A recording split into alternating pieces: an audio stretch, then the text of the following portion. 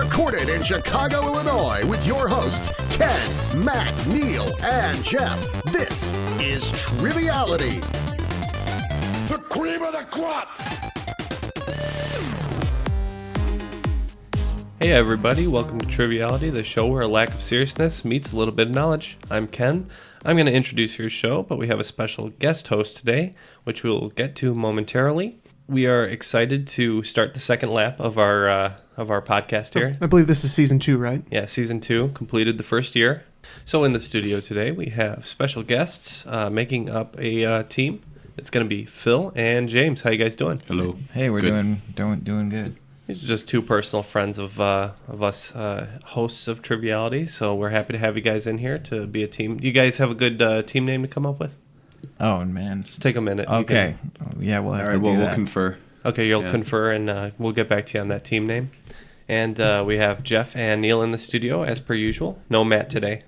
Yeah, so Matt decided that he wanted to do a full recap of the Marvel Cinematic Universe. Yeah, all 19. Yeah, all 19 in one sitting.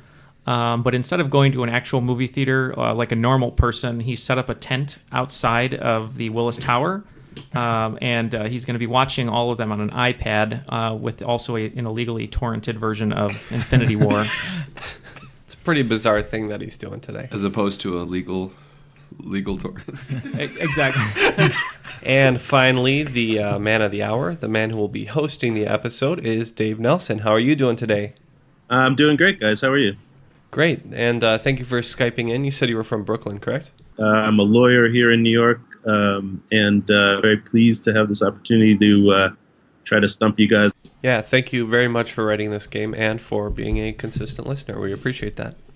We will probably be both honored and humbled, unlike the people who normally just say that they're humbled. Yeah, that's one of Jeff's pet peeves is when someone wins an award, they say that they're humbled. Yeah, Neal's not wrong. So how are you guys doing on the team name there? I've got Patrick Swayze staring at me from Neal's Roadhouse poster right here. So we got Team Dalton. Nice. Team Dalton. Yeah.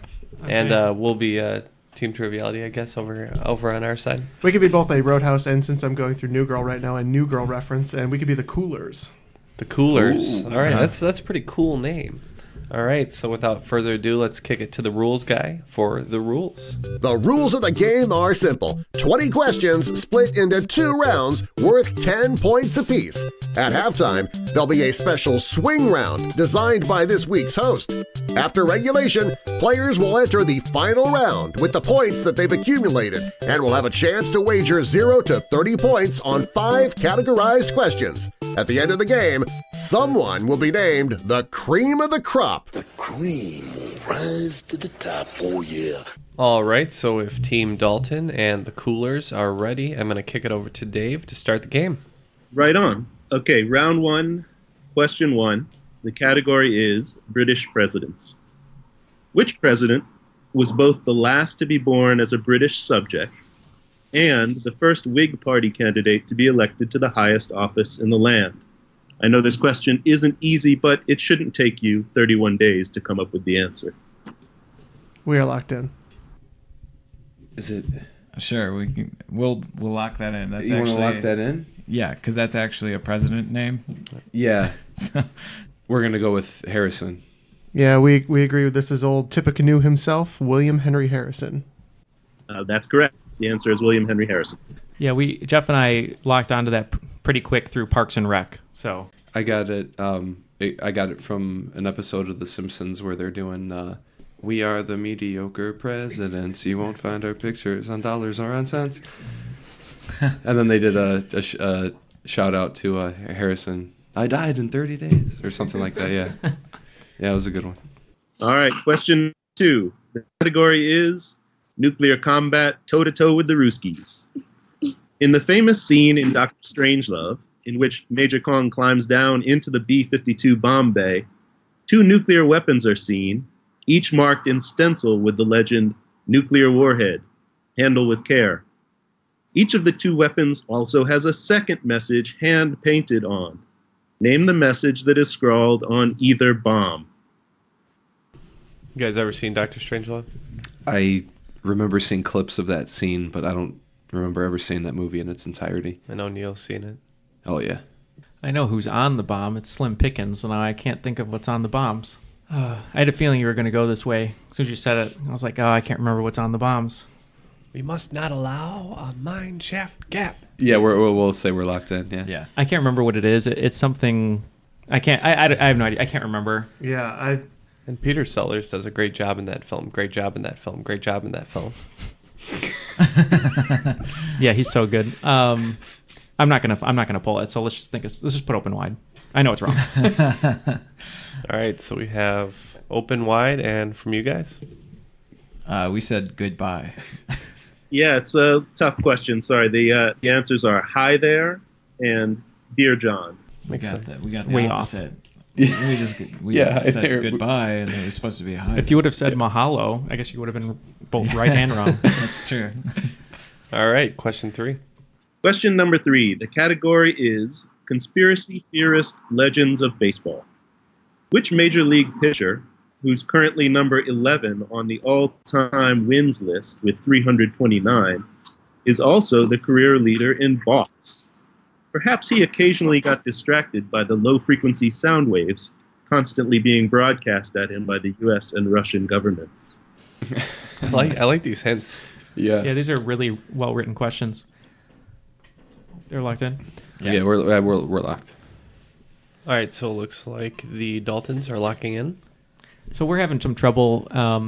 These are all really great clues, and we're trying to go from it in different ways. So, like, what would a low frequency be? Some terms for that. What pitchers can we think of that could be in the top or right outside the top 10 of games won? We're not really coming up with anyone at the moment. We said Randy Johnson because his nickname is the Big Unit, maybe unit with frequency. Jeff wrote down, what's the frequency, Kenneth? We've had a certain question like that before, but is the name Ken in there? I'm not really landing on anyone. I mean, no clue that would allude to a certain pitcher. So no one you could think of who's kind of a conspiracy theorist now. I know Kurt Schilling is really crazy, but let's. You just want to go with like Randy Johnson because of his nickname, the Big Unit. I'd rather go with Kurt Schilling, but okay, all right, we're gonna lock in with Kurt Schilling. And we're going with Roger Clemens.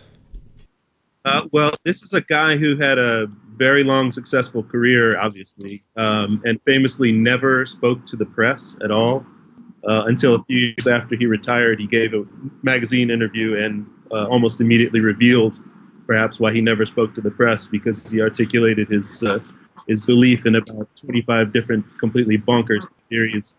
Philadelphia Phillies legend Steve Carlton. Oh, okay.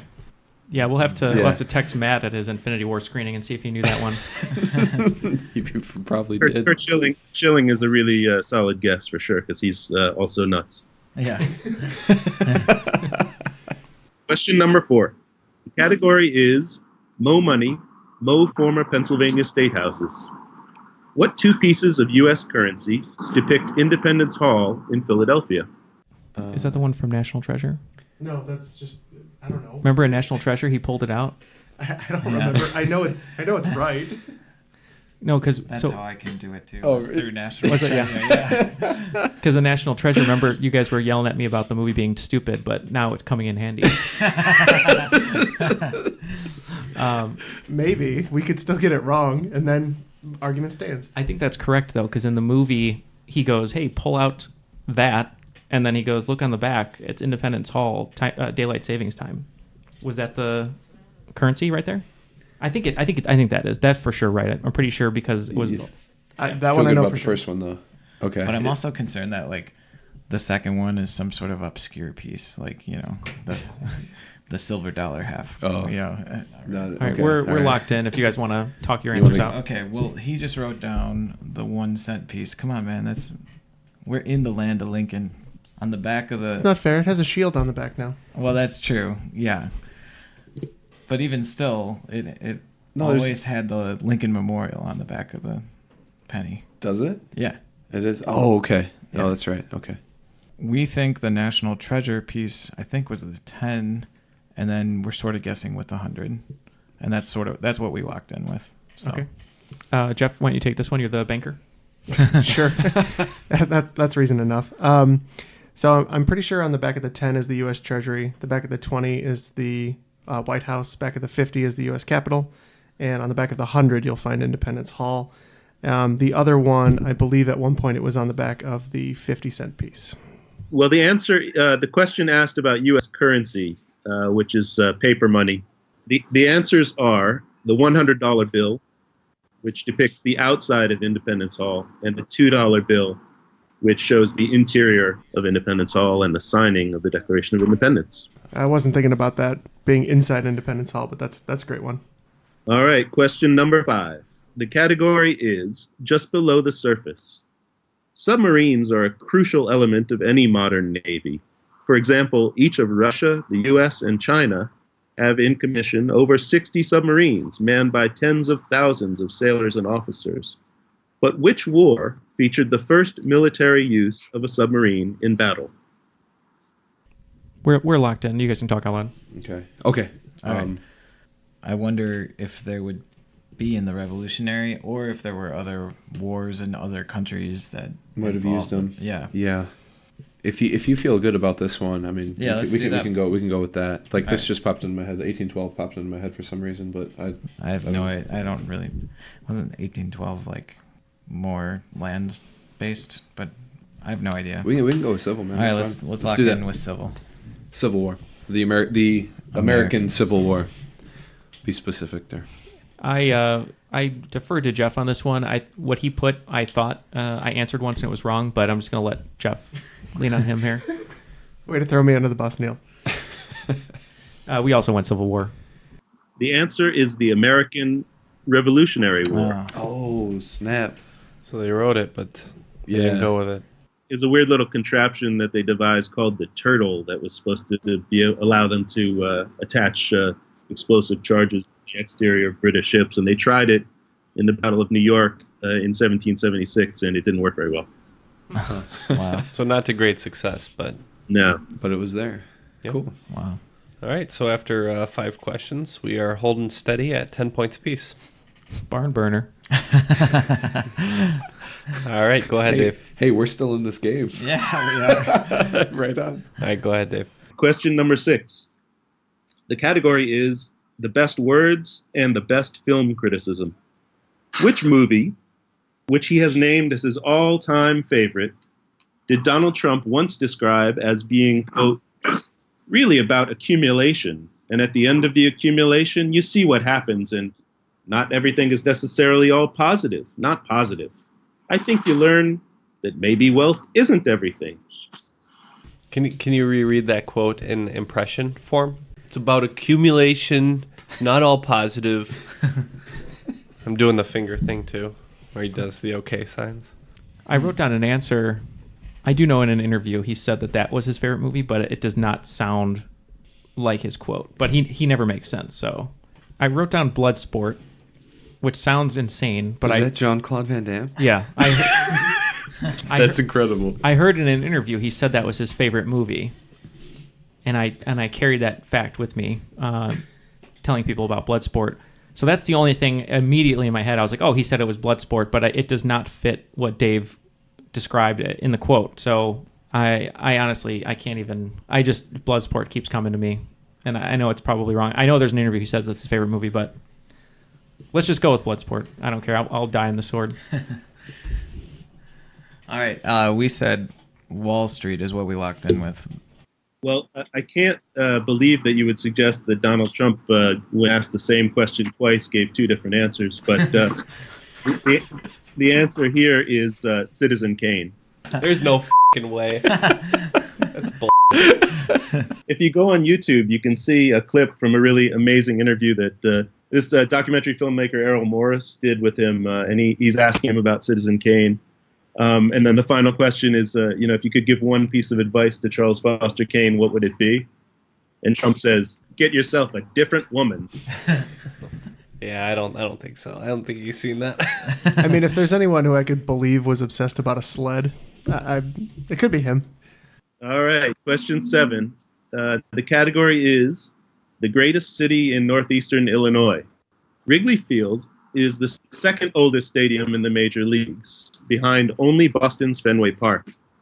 It originally opened in 1914, not as Wrigley, but as Weigman Park, home of which baseball club? I think it might be that, so let's just go with it. Yeah, that's fine with me. Go for it. All right. I think I remember hearing that too. So I think Neil and I honed in on the same thing. I was a little confused because I thought that may have been the football team at some point too. It might have been. But I have a feeling that it was the Cardinals, right? Is that what we're saying? We went Cardinals. Yeah, so did we. We went Cardinals. Well, there was a Chicago Cardinals in the NFL Wow. other times, but the answer to this question is actually not a major league team. It's a team from the Federal League called the Chicago Whales. Oh. Yeah, it was a sort of a short-lived challenge to the major leagues. And the guy Weigman, he owned the Chicago Whales. The league folded after a couple years, and then he bought the Cubs and moved the Cubs from their former home to what eventually became Wrigley. So it was really the beginning of the century version of the XFL with Vince McMahon. Precisely, but with straw boaters and stuff like that. Extreme baseball. All right, let's move on to question 8. Try to get some points on the board here. All right, question 8. The category is art. Sotheby's recently sold for more than $110 million an untitled canvas by which Brooklyn-born painter who was once the subject of a biopic starring David Bowie? We're going to lock in. I mean, he could have played him in another movie that we're not thinking of. So we immediately wrote down Jackson Pollock, and I know for a fact Ed Harris was in a film playing Jackson Pollock with Marcia Gay Harden. Called Pollock. And then Jackson Pollock starred in a biopic about Kevin Pollock, character actor, which is not true. But we thought that David Bowie may have performed as Jackson Pollock, so that was what we locked in with. Yeah, I'm kind of surprised that you guys didn't think about this one a little bit more, because I think these guys might be on the right track. So what did you guys say? I hope we're in the right. I just think I went with Andy Warhol because we were like, it seems like Bowie and Warhol should be buddies, and I'm pretty sure Andy Warhol is out of New York. So It was based in New York. yeah. So we went with Andy Warhol. Well, you're correct that Bowie played Warhol in the film, but Warhol was from Pittsburgh. The correct answer to this question is Warhol's friend and sometime collaborator, Jean-Michel Basquiat. Yeah. Yeah, we're getting closer to facts every time we come up with an idea. All right, question 9, please. Question 9, the category is Legends of Professional Wrestling. If you watch any of the 12,000 episodes of Shark Tank shown nightly on CNBC, you're very likely to come across so-called Mr. Wonderful, Canadian businessman Kevin O'Leary. But outside of reality television, everyone knows the true Mr. Wonderful is this pro wrestler who was selected by the New Orleans Saints in the 1973 NFL Draft and later went on to compete in the main event at the very first WrestleMania. If Neil can get his head together, he might pull away. I'm having a really bad day here for brain capacity. I keep thinking of Mr. Perfect, Kurt Hennig. Oh no. Would a nickname be sufficient, or do you need the wrestler's actual name? The question gives you his nickname. Right. Oh. Yeah. I know who it is, and we just talked about him the other day, and I'm just having a really bad day today. Hey, Neil, we talked about this guy on one of our wrestling episodes, right? God, I'm so disappointed in myself. We were just talking about this guy last week. I'm just not in the right headspace. In fact, if it helps, I believe Matt said that Jeff doesn't even know who Mr. Wonderful is. Yeah, he did. All right, well, we locked in with an incorrect answer because I can't pull it. We're blank. Locked in. So they're locking in with Andy Warhol again. Yeah, let's say Andy Warhol. You guys? Like I said, I know this answer, and I'm just not pulling it. I'm going to take some ibuprofen as I say the word Anderson. You joke, but I think Andy Warhol actually was at the first WrestleMania, if memory serves. See, we just Nice. cannot be right today. Yeah. You know what? I think to increase our chances of winning this game, I think we're just gonna right now lock in with Andy Warhol for all answers. Now, the answer is Mr. Wonderful Paul Orndorff. Oh. All right, now that Neal has taken his limitless pill, we will see what happens in the next question. Question 10. Question 10, the category is hashtag the resistance. In the well-known short story, Bartleby the Scrivener, the title character spends most of the time doing precious little scrivening and quite a bit of time telling his boss to go fly a kite. Who wrote Bartleby the Scrivener? I've never heard of that before. It sounds great. Just thinking of guys that wrote quirky. Don't you dare write Andy Warhol. As a clue, in most of the story, the narrator, who's Bartleby's boss, keeps asking him to do things, and Bartleby keeps answering, I would prefer not to. Sounds like me. These are great questions, Dave. I just wish we had the mental capacity today to answer them. We have to live up to that one review where they're like, I'm surprised how much they don't know. We got to try. If it's a 50-50 really between these two and I pick the wrong one, I'm going to be really upset. That's okay. I doubt it, though, so we're good. You guys are locked? We're This locked. is just based on the silly words that were in the question. My guess was Shel Silverstein, but then Phil says that it's somebody more serious. Possibly, potentially. Possibly. So he threw out, what are you throwing out, man? Doll. But Roald Dahl? I don't- Yeah. You can write whoever you want, man. Okay, so we're locking in with Doll. Okay. Roald Dahl and... That might be the weirdest coincidence ever. We both wrote Road Dahl and Shel Silverstein, so I flipped a coin on Road Dahl. Double Roald Dahls. The only thing that'll make this weirder is the actual answer to the question, which I realize now I should have asked after the Chicago Whales question, because the answer is Herman Melville. Oh. All right, so after a tough first round, we are tied 10-10. You guys started strong and just fell off from there.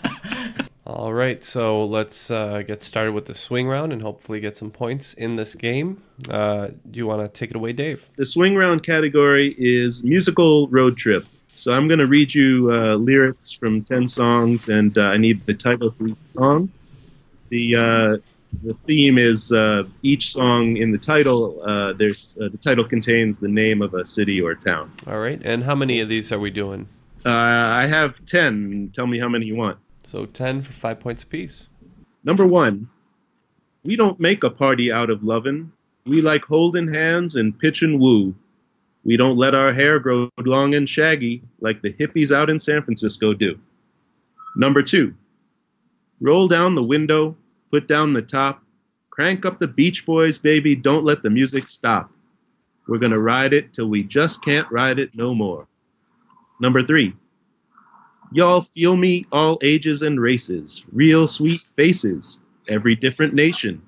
Spanish, Asian, Indian, Jamaican, black, white, Cuban, or Asian. I only came for 2 days of playing, but every time I come, I always wind up staying. That's a good one. Number 4. So the graduations hang on the wall, but they never really helped us at all. No, they never taught us what was real, iron and coal and chromium steel. Number 5. Help me information, more than that I cannot add. Only that I miss her and all the fun we had, but we were pulled apart because her mom did not agree. Number 6. You leave the Pennsylvania station about 3:45, read a magazine, and then you're in Baltimore. Dinner in the diner, nothing could be finer than to have your ham and eggs in Carolina. Carolina. Number 7. I got no rap against the southern states. Every time I've been there, it's been great. But now I'm leaving, and I can't be late, and to myself be true. Number 8. The loveliness of Paris seems somehow sadly gay. The glory that was Rome is of another day. I've been terribly alone and forgotten in Manhattan. I'm going home to my city by the bay. Number 9. Energy calling me, back where it comes from. It's such a crude attitude, it's back where it belongs. And number 10. The bars are temples, but the pearls ain't free. You'll find a god in every golden cloister, and if you're lucky, then the god's a she. I can feel an angel sliding up to me. So again, there is a city name or a location name in every one of these songs, correct? Yeah, every title has the name of a city or a town. Okay, so these guys are going to get to work on those, and we'll be right back with the answers. All right, looks like the answers are in, so take it away, Dave, for the answers. All right, number 1, we don't make a party out of lovin'. Team Dalton. Oh, we We didn't left have an it. answer. Yeah, we left that one blank. And Team Cooler. We just went Surfing USA. No, the answer is I'm Proud to Be an Okie from Muskogee by Merle Haggard. Oh, okay. Yeah, there's going to be a lot of wrong answers here. Question number 2, roll down the window, put down the top. Team Dalton. That was a blank for us, too. We just put Country Line. This is the Randy Newman classic, I Love L.A. Oh. Told you it was a country artist. Got a friend in me. And not country, I mean, you know what I mean. Show it people got. Every reason. All right, question number 3. I only came for 2 days of playing, but every time I come, I always wind up staying. Team Dalton. Welcome to Miami. The Will Smith classic. Bienvenidos. We said Miami. Awesome. The answer is Miami by Will Smith. You're correct. So 5 points apiece on that one. Yeah. All right, question number 4. So the graduations hang on the wall, iron and coal and chromium steel. Team Dalton, what you put? This one feels familiar, but we weren't able to get it, Yeah, so we left it blank. Got a whole lot of nothing on that one. So we didn't know what to put. It was very descriptive, and we thought as a writer, he's very descriptive. So we said it was The Boss with Streets of Philadelphia. Well, that's not a bad guess, but this is actually from Allentown by Billy Joel. Ooh, okay. Yeah, it's one of my least favorite songs ever. So naturally, you included it. Hey, this is trivia is a verite. It's not about. It knows no preference. Exactly. All right, number 5. Help me information. More than that, I cannot add. Only that I miss her and all the fun we had, but we were pulled apart because her mom did not agree. Team Dalton. That helped me information. It's really familiar, but I had nothing after that. Yeah, we're blank again. We just went with Jimmy Reno. Is that even a song? No. She tore apart our happy home in Memphis, Tennessee by Chuck Berry. It's your cousin Marvin. Number 6, the Pennsylvania Station. Team Dalton, what'd you put for that? That's the Chattanooga Choo Choo. And Team Fuller? Once again, didn't know this one, so we went Wade Garrett. You got it, Team Dalton, the Chattanooga Choo Choo by Glenn Miller. Nice. Question 7. Got no rap against the southern states, and to myself be true. Team Dalton? Blank on that one. And for us, if anyone didn't figure out, we're just naming characters from Roadhouse. So I just put Brad Wesley. Jeez. Wesley. Now, this was a decent size hit for podcast favorite Bob Seger and the Silver Bullet Band, Kathmandu. Kathmandu. I'm going to Kathmandu. And 7. I'm going home to my city by the bay. Team Dalton? I believe this one is I Left My Heart in San Francisco. And Team Fuller? Yeah, I left my heart in San Francisco with Tony Bennett. Notwithstanding the impression, that's correct. All right, question 9. Energy calling me back where it comes from. Such a crude attitude, it's back where it belongs. Team Dalton? All the little chicks with their crimson lips know that Cleveland rocks. I believe I used to shout this at my TV for the third through final seasons of the Drew Carey Show by Presidents of the United States of America. This would be Cleveland Rocks. That's right. I'm not sure if it's actually true, but that is the title, Cleveland Rocks. Cleveland's okay. Yeah, I'm agnostic. I've never been to Cleveland. Question 10. If you're lucky, then the god's a she. Team Dalton? We had a blank on that one. We went with the Billboard hit Boston Cream Pie. No, you're almost there, but this song was really big when I was a kid, and it was very weird also. It's called One Night in Bangkok. One in Bangkok makes the world's your oyster. Yeah. Oh, man. Shoot. So, racking up an extra 20 points, Team Dalton. And keeping things cool over there in the other corner is the Coolers with 15 points. So that brings the totals to 30 to 25. Round 2? Yeah, let's do it. All right, round 2, number 1. Question number 1. The category is Spanish-speaking titans of the GOP. Everyone knows that Jeb Bush's real last name is an exclamation point. But what is his real first name? He'll never be president, but at least he'll have this one thing in common with Calvin Coolidge.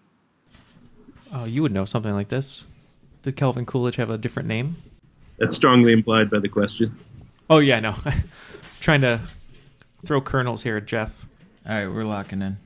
You know more about Calvin Coolidge than I would ever care to admit myself. I mean, I don't know anything about him. So other than he was the curious president. You know nothing about him. Didn't you go on an extended story about him and his Secret Service one time? Or do I have the wrong person? No, that was me, but I researched it. I didn't know it.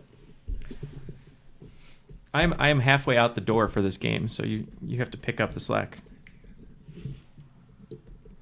Well, yeah, I was going to say Jebediah. I'm just trying to think of... But that seems like too easy. Yeah, it seems too obvious. Oh, I don't know if you wrote that too and you're trying to get us not to say Jebediah. I just know that just please clap if we get it right. All right, we're going to lock in with Jebediah. Same. No, his Jeb Bush's real name is John Ellis Bush, hence Jeb. So it's John Ellis Bush, essentially. Yes. Yeah, it's like I have to go to the ATM machine. Yeah. The ATM machine. You gonna reset your PIN number? All right, question number 2. The category is Canadiana. Canada has almost 4,000 Tim Hortons and over 8,000 ice rinks. It also has 10 provinces and 3 territories. Prince Edward Island is the smallest by area of these 13 subdivisions, just slightly larger than Rhode Island. However, which of the 13 subdivisions is the largest by area? I think I can name most of them. I don't know if you can tell me which one's the biggest, though. Wait, You would know better than I would. Yeah, Phil is actually Canadian, so we'll see how that plays into this question. I'm not Canadian. He just likes the bare naked ladies, all right? Yeah. Good man. How long has it been since you've been to Canada? We went last summer. Yeah. It's been I a was year, really yeah. just hoping you were going to go, it's been. It's been 1 week. All right, well, we got 10 down. We wrote 10. One of them is a dog breed, but that's not going to give anything away. I have a rough idea of the shape of all of them, but I'm trying to take out of my mind the map projections to see if I can figure out which one's actually largest. Well, fun trivia fact. When Ed Sheeran sang his song, The Shape of You, he was actually talking about the provinces of Canada. Right. You're in? Locking in, yeah. So we wrote down a bunch of the provinces: British Columbia, Ontario, Newfoundland, Labrador, Yukon Peninsula, Quebec. Yukon Territory. Yukon Territory, Saskatchewan, Manitoba. I don't know what these two are. None of it. Prince Edward Island. And all of it. Prince Red. So I don't know. It's up to you, Jeff. Like I wrote some of these down, which I'm proud enough for the day to know that I knew at least like 6 Canadian provinces. So. Or territories. So I feel like, just given that it's like a bunch of land up there, I feel like none of it might be the correct one. I know Quebec is fairly large, but I'm thinking it's one of the 2 northern territories. Mm-hmm. So I would guess none of it. It's a funny answer, and Dave has had some funny answers and questions, so I wouldn't put it past him to have the answer be none of it. Well, and even if that is our answer, and we get it wrong, it would be like the rest of our game where we're getting none of it. So. Okay, we're going to lock in with none of it. All right, we locked in with Ontario. yeah. And the answer is Nunavut. Ooh, nice. Nicely done. Yeah, none of it has a certain. Combo breaker. Has a certain. All right, question number 3. The category is hauntingly beautiful music. Which professional musician, endlessly advertised on television in the 1980s and 1990s as the, quote, master of his instrument, and whose recordings appeared on the soundtracks to The Karate Kid, Once Upon a Time in America, and Kill Bill Volume 1, was born in 1941 just outside of Bucharest? The only other name that came to me was this one. Are we in, Jim? Yeah, we James? just locked it. Okay. So we wrote down a bunch of names like Ennio Morricone did a lot of composing, but I just don't see him advertising himself on TV as a master of his instrument. The way that the question's worded, I almost feel like it's a singer, and they're talking about how good their instrument, as in their voices. I could be wrong. Jeff wrote down Bernard Herrmann, but I don't believe that would be right because he would have composed Psycho when he was like 20, which would have been wrong. So he was much older. I know that the song you were whistling is Bernard Herrmann. That I'm positive of. Okay. Other artists I can think of on that soundtrack, he worked with the RZA. The 5, 6, 7, 8's, the Woohoo song, that was pretty famous in Kill Bill. And I can't really think of any of the other songs or artists off the top of my head. The Karate Kid, that's what's killing me. I'm thinking of The Karate Kid right now, and I can't think of what song would be in it. We're going to go Pavarotti. That's also what we locked in. Was Pavarotti. Yeah, brief aside, it's funny. I knew the song on the Kill Bill soundtrack that featured this guy, but I couldn't come up with his name. But I did some side research, and once I saw it, I was like, oh yeah. So go ahead. What's the answer, Dave? So this actually is not a singer. It's a instrumental musician, the master of the pan flute, Jorge Zamfir, known professionally as Zamfir, master of the pan flute. Mm-hmm. The what is it? The Lonely Shepherd? Lonely Shepherd. Sorry, those when I was a kid, those commercials were on TV probably 100 times a day. Well, that reminds me of, for us, like, you used to watch the Esteban guitar commercials. Yeah. I remember those. Yeah. The bring Esteban. Yeah. And they used to always show them, like, you'd be watching, Saturday mornings, cartoons and roller derby and professional wrestling and kung fu movies. And then all of a sudden there'd be a commercial for Zamfir, master of the pan flute, which even when I was like 7 years old struck me as a little bit disjunctive. All right, question 4. The category is black gold. OPEC, or the Organization of Petroleum Exporting Countries, currently has 14 members, including nations from Africa, the Middle East, and 2 South American countries, Venezuela, and this country, birthplace of Silicon Valley creator Mike Judge. I think I'm down to Brazil or maybe Colombia. Regionally, they're both in, I guess, northern South America there.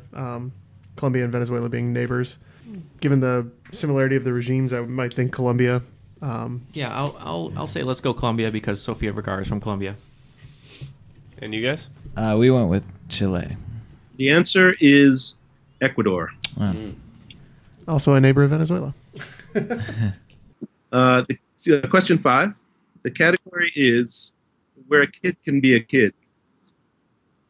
So no one knows what Alfred E. Newman's middle name is, but what is King of Fun Chuck E. Cheese's middle name?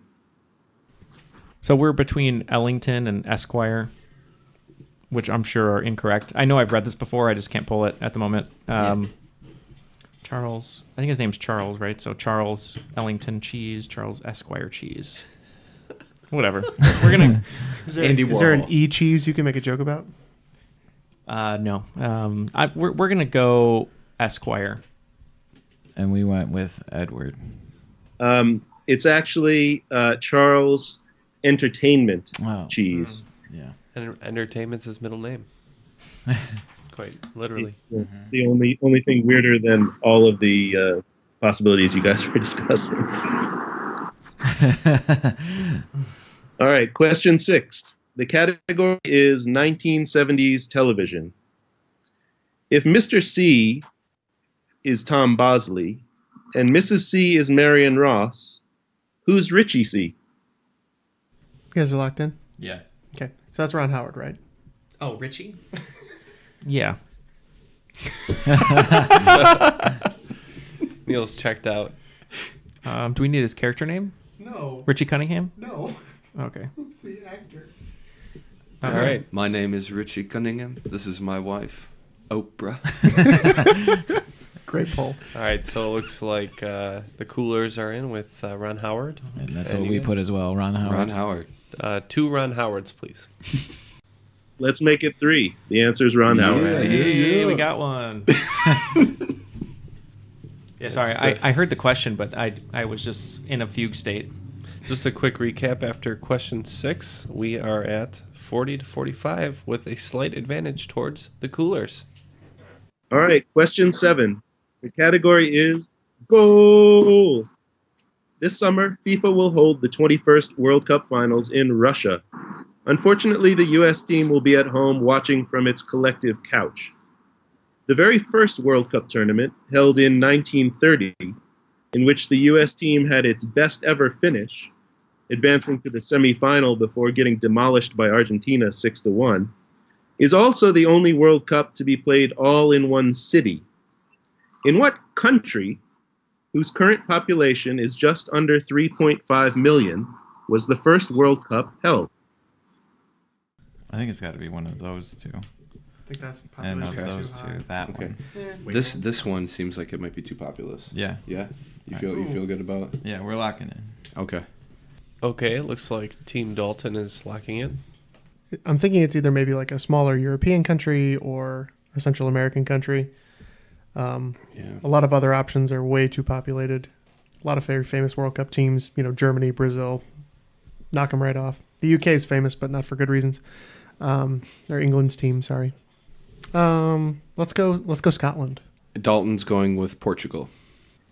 And the answer is Uruguay. I guess I didn't realize Uruguay was that small. Yeah, it's a surprisingly successful soccer country given its pretty tiny size. All right, question 8. The category is speaking of which. Speaking of the World Cup, sorry, Team Dalton, what is the total number of matches that will be played at this summer's World Cup Finals in Russia? So you can do the math. I wrote down 13 for no reason. Well, how many teams do you think enter?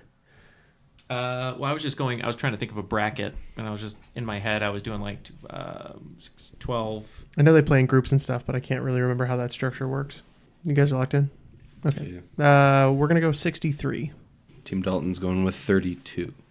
All right, guys, you have 8 groups of 4 teams. So that makes 48 first-round matches. You have 8 matches in the round of 16, 4 in the quarters, 2 in the semifinals, and 1 in the final makes 63. But they also play a third-place match, so the answer is 64. Oh, man. I was thinking about doubling that, too. Should have done that. Tough break, Joe. Come on, man. Come on, man. Jeff just threw down his headphones in disgust. The third round match, or the third place match. My math was perfect otherwise. All right, question number 9. The category is Mutual of Omaha's Wild Manhattan. Surprisingly, New York City is home to several species of very creepy animals. Roaches, mice, bats, bankers. But until this year, no one had ever seen a tiger roaming the streets of Gotham. And it seems that is still the case. NYPD, responding to a recent report of a tiger at 166th Street and St. Nicholas Avenue, arrived to find what somewhat more quotidian critter instead. No Gideon's Bible was found at the scene. I'm going to lock in. Okay, so they locked in. So you're saying it's a Beatles song? Yeah. Think of Beatles songs with animals in them. Well, it could be a beetle, Right. but I feel like the main character is like an animal name. Walrus? No. Paperback writer. It's supposed to be less interesting than a tiger. Walrus. We're locked in. We went with raccoon. Yeah. This is the Beatles song, Rocky Raccoon. So we said raccoon. That's correct. The answer is a raccoon. Sweet. What's the Gideon Bible reference? Only to find Gideon's Bible. Oh, okay. That's it. I thought the singing portion was over, but apparently not. Question 10. Let's do it. Let's finish strong, guys. Question 10. The category is flags of our padres. Several state flags feature mottos in either English or Latin, but the flag of which state, admitted to the Union in 1889, is the only one to contain a motto in Spanish, which reads Oro y Plata. You're the flag man. Oh, that was my guess, but I don't know why they would have Spanish on their flag, though. I can see 1889 on a flag, but I'm trying to remember which one. California was much earlier. We assume it's southwestish, right? Yeah, for the Spanish, yeah. Yeah. I think we're going for... Because plata means silver. Oh, it does? Yeah. What about ora? I believe that's gold. Okay, so gold and silver, are we talking about a mining area? So maybe Arizona, Nevada.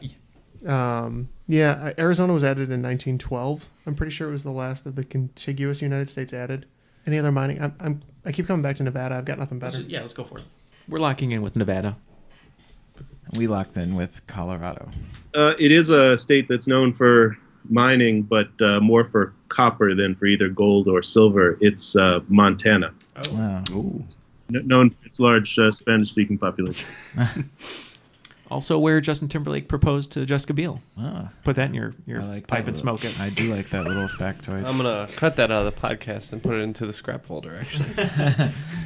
All right, so that's all 10 questions, bringing the grand total of the scores today to 50 points for Team Dalton and 55 points for the Coolers, who are cooling off right now, getting ready for the categories for the final round. So, Dave, what are those? The categories are current events, Chicago in literature, corporate marketing, children's books, and 1 out of 4 ain't bad. Okay, all the wagers are in, and let's go to Dave for the questions. All right, question 1, current events. A Southwest Airlines flight from LaGuardia recently was forced to divert and make an emergency landing after an engine exploded and resulting shrapnel shattered a window, causing the death of 1 passenger. The plane was originally destined for Dallas, but where did it make the emergency landing?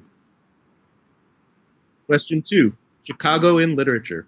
Which novel by Theodore Dreiser, published in 1900, tells the story of 18-year-old Caroline Meeber, who leaves her rural Wisconsin home to seek fame and fortune in Chicago, which Dreiser describes as, quote, a giant magnet drawing to itself from all quarters the hopeful and the hopeless.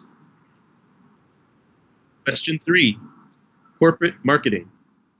Which company, headquartered in Clichy, France, uses a logo that the company describes as, quote, a schoolboy with a head in the shape of a ball, holding a pen behind his back?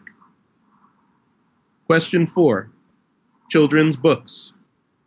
Which classic children's book was described by its author as being about, quote, the joy of being a little boy alive on a certain kind of day. The air is cold, you touch the snow, aware of the things to which all children are so open. Question 5, 1 out of 4 ain't bad. The Balearics are a chain of islands off the Mediterranean coast of Spain. The 4 largest are Menorca, Mallorca, Formentera, and which Eurotrash Mecca? Okay, all the answers are currently in. I'm going to go ahead and break protocol anyways due to a coincidence. We have Oakland 5s all the way down for Team Dalton, and we have 10s all the way down for the Coolers. So once again, the Coolers have 10 points on each question, and the Daltons are wagering the Oakland 5 on every question. So let's get to the answers. Go ahead, Dave. All right, question 1. Current events, the Southwest Airline flight, where was it diverted on its way from LaGuardia to Dallas? So Yeah, we said Cincinnati for that one. And we went Memphis. The answer is Philadelphia International Airport. okay. Number 2, Chicago literature, the novel by Theodore Dreiser, in which 18-year-old Caroline Meeber leaves Wisconsin to come with her dreams to Chicago. What did you guys put? We didn't have an answer for that one. We know it's wrong, but we just put The Jungle because it was in Chicago. Yeah, this is a really good but incredibly depressing novel called Sister Carrie. All right, number 3, French company with the corporate logo of the boy holding a pen behind his back. What'd you guys put? We were blank on that one.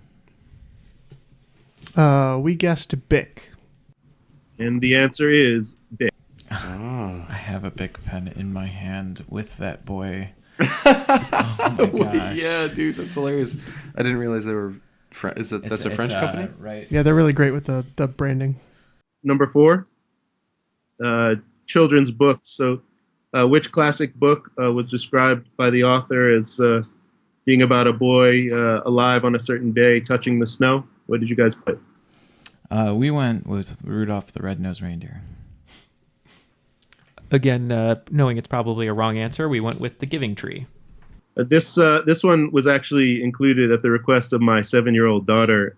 It's a classic by Ezra Jack Keats, The Snowy Day.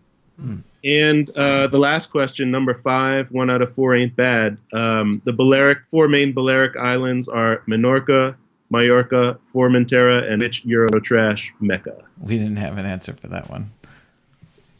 We said Ibiza. Ibiza. And the answer is Ibiza. All right. So at the conclusion of the final round, the Coolers are going to drop 10 points, and Team Dalton is actually going to drop 25 points. So that brings the grand total for Team Dalton to 25, and the grand total for the Coolers to 45. So despite a pretty difficult game, you guys are the cream of the crop. On balance, off balance, doesn't matter. I am the cream, yeah. The cream of the crop. Yeah, what a really well-written game, Dave. It just was not our day to be on point, but all those questions were great. All the references were just, I don't know, really well put in those questions. So thank you for writing that awesome game. Yeah, there's just a little bit of cream on the top today. Yeah. You have to churn it a bit harder. Yeah. Well, even with these difficult games, it's good to learn these things for future reference. Yeah, and it was fun. Thanks, Dave, and thank you, Triviality guys, for having us today. Yeah, definitely. I feel bad, Phil. Every time we invite you here, it's like a brutal game. Either you lose brutally or the game itself is brutal. It's all right. Thanks for the opportunity. It was fun putting together the questions. I'm sorry they were a little bit harder than maybe they should have been. You should never be sorry. And that's quite all right. These guys need a little punishment. So for the gentlemen in the studio today, Phil, James, our special guests, and Neal and Jeff, Matt remotely watching Avengers somewhere, and of course our special guest host, Dave, and myself, Ken. That was Triviality.